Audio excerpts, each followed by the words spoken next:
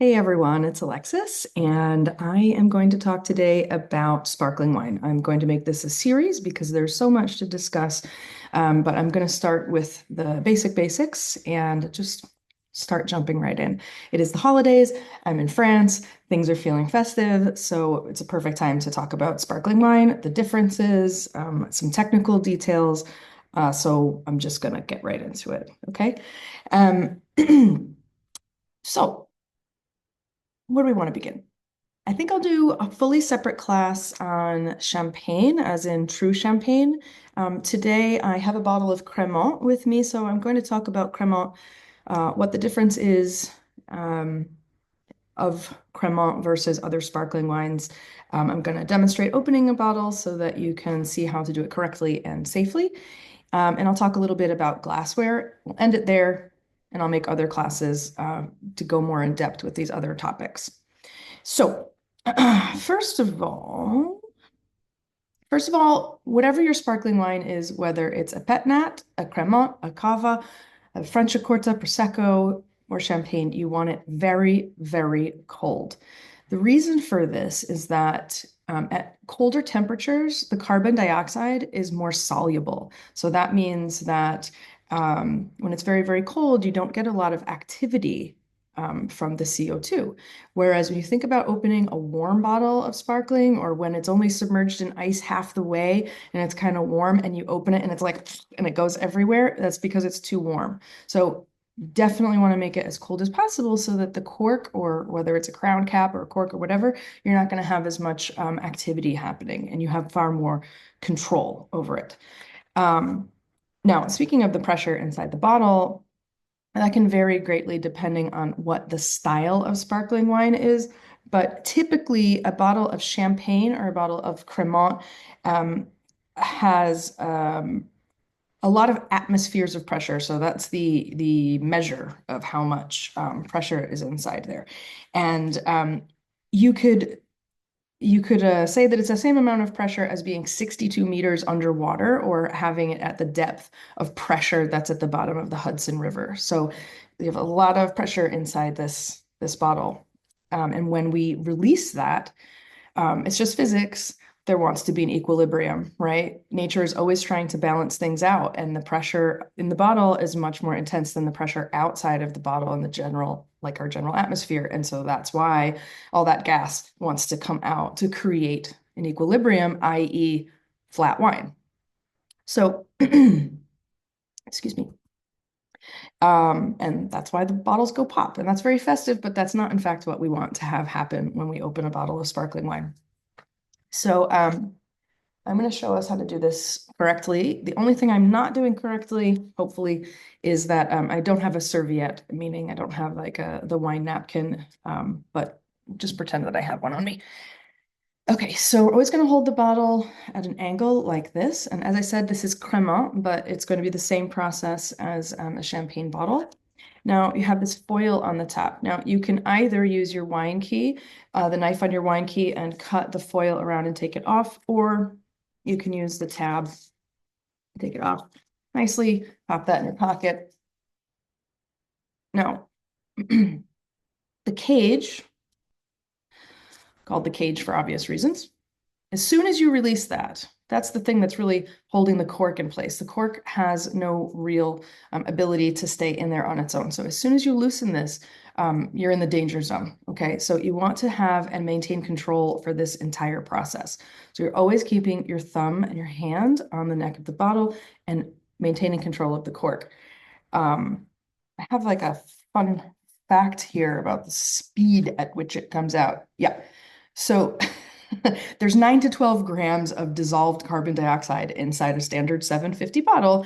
And then if we were to release this, it could come out at 50 kilometers per hour, which is about 31 miles per hour. And that is why when we say you'll put your eye out, kid, you don't ever aim this towards a person or yourself. You always want to be angling it away from other people because it is actually dangerous. So I'm holding it like this. I'm taking the key up, untwisting it, and this is immediately, you can see the tension of my thumb. I'm starting to press down harder just in case, because let's say this wasn't ice cold. This cork is going to want to start pushing outward. So I'm going to unscrew it. and I'm going to loosen it whilst holding onto it. Okay? I'm going to transfer my hands upward. Unlike a regular wine bottle, when we screw the corkscrew into the cork, in this case, instead of moving the cork out, I'm going to move the bottle. So I'm holding onto the bottom. I'm twisting, and as I'm twisting, I'm pushing and pulling with this hand here, whichever hand is controlling the cork, depending on what handed you are.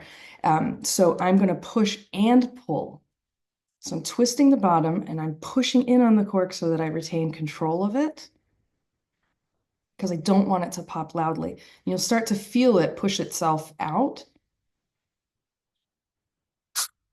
And that's exactly what it should sound like. Okay. So I'm not getting any bubble, any fizz, anything like that. Perfect control. You should also note that you want to check the wine for soundness. There is just as much of a percentage of corked bottles of sparkling wine as there are regular still wines. And people don't often consider that they could have a corked bottle of sparkling, but it absolutely happens. So you can give it a sniff test. Just make sure you don't get any off scents. Discard. Now, a lot of people, the first thing they would do is we think sparkling wine and we think about flutes or coupes.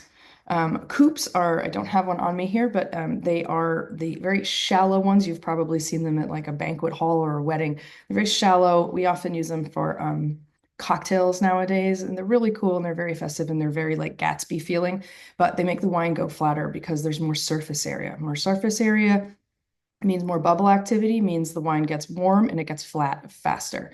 So you just want to avoid those. Use them for cocktails. Don't use them for sparkling wine.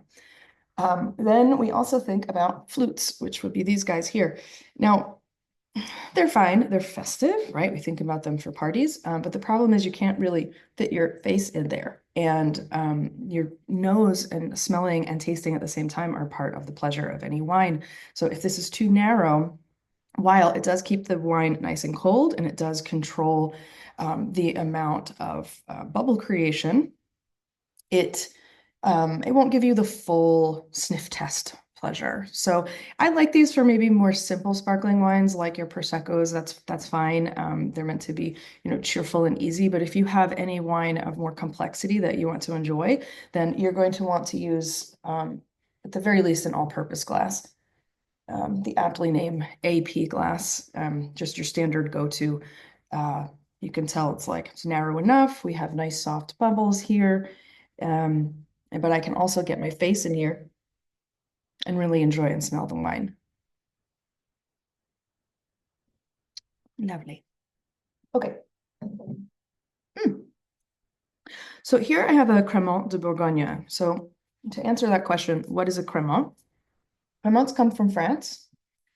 They come from all the different winemaking regions of France. So we have Crémant de Bourgogne, we have Crémant of Burgundy, we have Crémant d'Alsace, Crémant from Alsace, etc., etc. Pick your region, they likely make a Crémant.